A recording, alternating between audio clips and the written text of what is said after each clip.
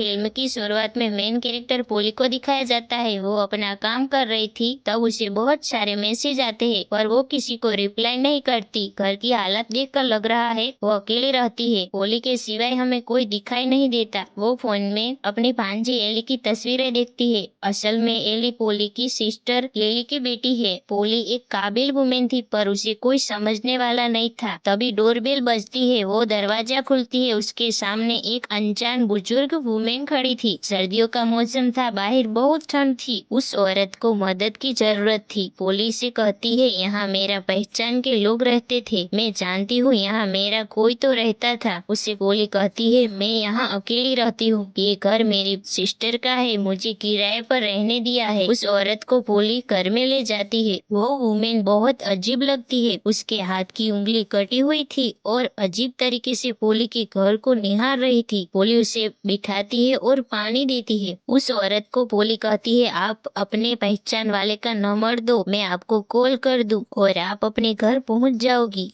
वो औरत अपने बेटे के नंबर की पर्ची देती है। ठीक है, मैं कुछ करती हूँ। औरत पोली को पूछती है, क्या तुम मैरिड हो? तुम अकेली क्यों रहती हो? पोली कहती है, मैं मैरिड नहीं हूँ और मैं यहाँ अकेली रहती हूँ। मेरी सिस्टर लिली यहाँ पहले रहती थी। उसकी एक 5 साल की बेटी है। उसके लिए उसे खुली और बड़ी जगह की जरूरत थी, इसलिए वो यहाँ से दूसरी जगह पर शिफ्ट हो गई है। पोली उस अनजान औरत को अपनी फैमिली के बारे में बताती है। मेरी सिस्टर की बेटी एली का अगले हफ्ते बर्थडे है, वो तब 6 साल की हो जाएगी। वो बात कर रही थी, तभी वो औरत कुछ अजीब हरकत करती है। पोली को एक लकड़ी का बॉक्स देती है और कहती है, अब से ये बॉक्स तुम्हारा हुआ। वो मना कर देती है, मुझे ये बॉक्स नहीं चाहिए। वो औरत पोली से कहती है, तुम मरने वाली हो। ये सुनकर तुम कुछ भी रिएक्ट कर सकती हो, पर तुम मरने वाली हो, ये बात को तुम झुटला नहीं सकती। वो सुनकर पोली शॉक हो जाती है। उसे कुछ समझ में नहीं आ रहा था। वो औरत उसे बार बार कहती है, तुम मरने वाली हो। यह सुनकर उस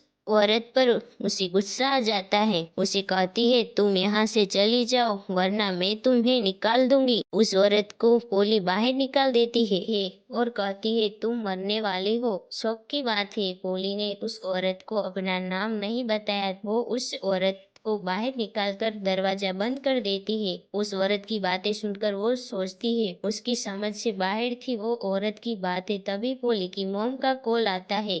उसकी मॉम से उस औरत के बारे में पूरी बात करती है। मॉम, वो औरत मेरा नाम जानती है और वो कह रही थी मैं मरने वाली हूँ, मुझे एक लकड़ी का बॉक्स दे रही थी। वो बॉक्स को वो औरत मेरे घर के सामने छोड़कर गई है। वो बॉक्स को बाहर देखने जाती है, देखकर वापस घर में आ जाती है। उसकी मॉम उससे कहती है, तुम ज्यादा सोचो नहीं, वो औरत दिमागी हालत से खराब हो सकती है, तुम छोड़ दो। और तुम्हें पता है ना, अगले हफ्ते तुम्हारी भांजी का बर्थडे है, तुम्हें तैयारी करनी चाहिए। पोली कहती है, ठीक है मॉम। और पोली अपनी भांजी की बर्थडे पार्टी के लिए अलग अलग कपड़े ट्राई करती है और उसकी फोटोज लेती है उसकी मॉम को भेजने के लिए। वो फोटोज देख रही थी, तब हम देख सकते हैं उसके पीछे एक अजीब औरत खड़ी थी। वो धीरे से पोली के पास जाकर बोलती है, पोली। अचानक उस डरावनी औरत को देखकर पोली घबरा और डर जाती है और फिर से वो अजीब आदमी उसे टेबल के नीचे खींचने की कोशिश करता है, पर पोली अपने आप को बचाने में कामयाब हो जाती है। तभी अचानक रेतकड़ी शुरू हो जाती है। फिर से सब कुछ शांत हो जाता है। वो रेतकड़ी के पास आकर अपने डैड के लॉकेट को देखती है। वो अपने आप को कोस रही थी क्योंकि उसके डैड जो तड़प रहे थे, फिर भी उसने कोई मदद नहीं की थी। पोली अपने डैड से बहुत नफरत करती थी। वो लॉकेट को बॉक्स में डालती है और उसे बंद कर देती है। तभी उसे बॉक्स को खोलती है तो उसमें कुछ नहीं था। रेत बहुत तेजी से गिर रही थी। तभी एक औरत की आवाज सुनाई देती। वो बोलती है, पोली मुझे देख रही हो? उसे आईने में अपनी तरह एक परछाई दिखाई देती है। वो पोली को बताती है, तुम मर चुकी हो। बार बार यही दोहरा रही थी। परछाई के हाथ में जो कटर था, उससे वो आईने को तोड़ने की कोशिश कर रही थी। तभी वो कटर पोली के हाथ में आ जाता है। वो बहुत डर जाती है। तभी उसे अपनी सिस्टर लिली का कॉल आता है। पोली से कहती है, तुम मुझे क्यों बार बार कॉल कर रही थी? तुम कोई परेशानी में हो क्या? मुझे बताओ क्या हो रहा है वहाँ? अरे तुम तो मेरे घर के बाहर खड़ी हो, रुको मैं आ रही हूँ। असल में वो पोली नहीं थी। पोली भागती है अपने सिस्टर के पास, तभी सारे दरवाजे लॉक हो जाते हैं, सारी बारियां बंद हो जाती है। पोली खुलने की बहुत कोशिश करती है पर कुछ नहीं होता। तभी वो बॉक्स के पास आकर बॉक्स से पूछती है, आखिर तुम्हें क्या चाहिए? तभी अचानक टीवी ऑन हो जाती है। अपनी उसमें उसकी भांजी एली की कुछ वीडियो शुरू हो जाती है, जिसमें पोली अपनी भांजी एली के साथ खेल रही थी। वो टीवी ऑफ कर देती है। फिर भी बिना बिजली के टीवी चल रही थी। पोली कटर को लेती है और अपने पाँव की छेले उंगली को काट देती है। उसकी भांजी को बचाने के लिए उसने यह किया था। वो कटी हुई उंगली को बॉक्स में डाल देती है और उंगली कटने पर जो खून निकल रहा था उस पर पट्टी लगाती है। तभी उसे वो औरत दिखाई देती है। वो उसे कहती है, तुम खुद से प्यार करो। पोली बॉक्स को देखती है, उसे खोलती है तो उसमें उंगली पोली बॉक्स को देखती है, उसमें जो उंगली डाली थी वो बॉक्स ने नहीं ली थी। तभी उसके फोन में एक रिंग बजती है, जिससे टीवी ऑन हो जाती है।